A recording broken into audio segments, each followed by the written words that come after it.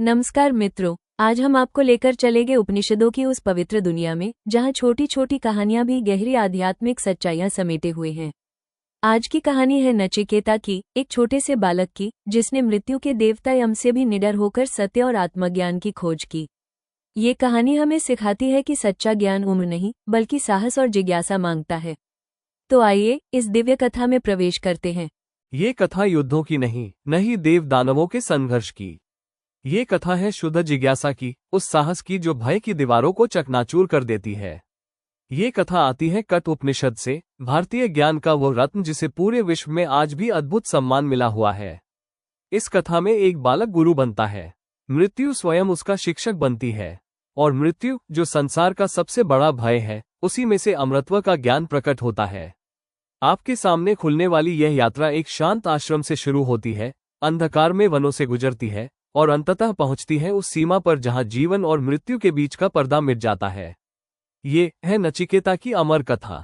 प्राचीन भारत के उन शांत वनों में जहां हवा में ऋषियों की तपस्या की सुगंध घुली रहती थी और वृक्षों की छाया में युगों पुरानी ज्ञान की प्रतिध्वनियां गूंजती थी, वहां एक प्रतिष्ठित ऋषि वाजश्रवस रहते थे, जिन्होंने आध्यात्मिक पुण्य की इच्छा से एक महान यज्ञ का संकल्प लिया। एक ऐसा यज्ञ जिसमें उन्हें अपनी समस्त वस्तुएं दान में देनी थी, परंतु मानव दुर्बलता के क्षण में उन्होंने बूढ़ी, कमजोर, दुबली और मरने को तैयार गायों को ही एकत्र किया और उन्हें दान करने लगे।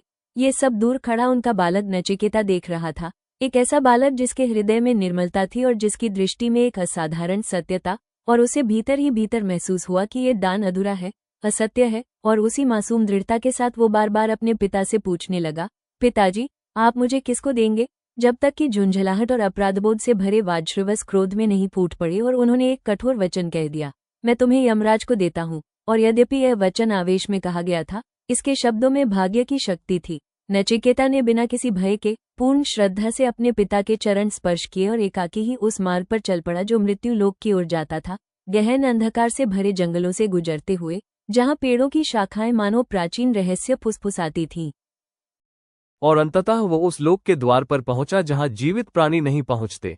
यमराज वहां नहीं थे, इसलिए नचिकेता ने प्रतीक्षा की। एक रात, फिर दूसरी, फिर तीसरी, बिना भोजन, बिना जल, बिना विश्राम के, पर उसके चेहरे पर न चिंता थी, न बेचैनी, बल्कि एक शांत, अडोल धैर्य जो देवताओं को भी चकित कर दे।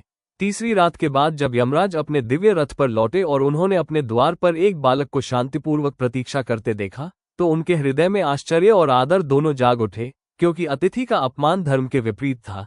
इसलिए उन्होंने नचिकेता को सम्मानपूर्वक भीतर बुलाया और उसके 3 रात्रियों के तप के बदले 3 वरदान देने का वचन दिया। तब नचिकेता ने प्रथम वरदान में इच्छा की कि उसके पिता का क्रोध शांत हो जाए और वे उसे प्रेम से स्वीकार करें। यम ने यह वर तुरंत प्रदान कर दिया। दूसरे वरदान में उसने स्वर्ग मार्ग के अग्नि विद्या का ज्ञान मांगा, वह दिव्य यज्ञ जिसमें सृष्टि का रहस्य छिपा है, और यमराज ने प्रसन्न होकर उसे अग्नि के 3 रूप, देह में, जगत में और ब्रह्मांड में विद्यमान अग्नि का अद्भुत रहस्य बताया, जिससे देवता भी प्रसन्न हो उठे।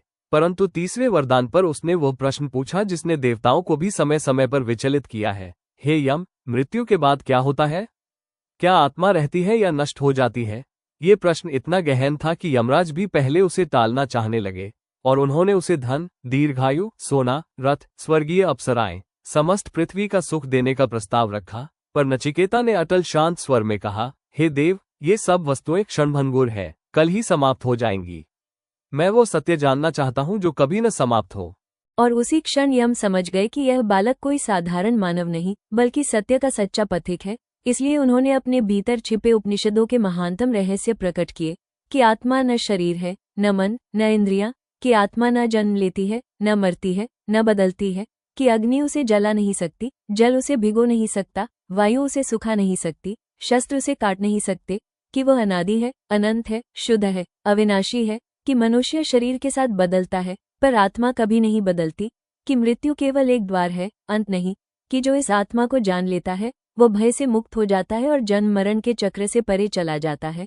और नचिकेता इन गूढ़ सत्यों को ऐसे ग्रहण कर रहा था जैसे शांत झील चांदनी को ग्रहण करती है, गहराई से, पूर्णता से, बिना किसी विकार के। अंत में यमराज ने उसे आशीर्वाद दिया और कहा कि वो अब निर्भय है, मुक्त है, ज्ञानी है।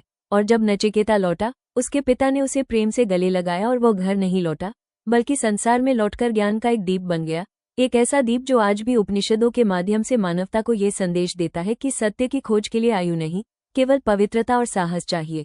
और एक सच्चा खोजी, चाहे वह एक बालक ही क्यों न हो, मृत्यु के लोक में जाकर भी वो ज्ञान प्राप्त कर सकता है जो मनुष्य को अमरता का बोध कराता है।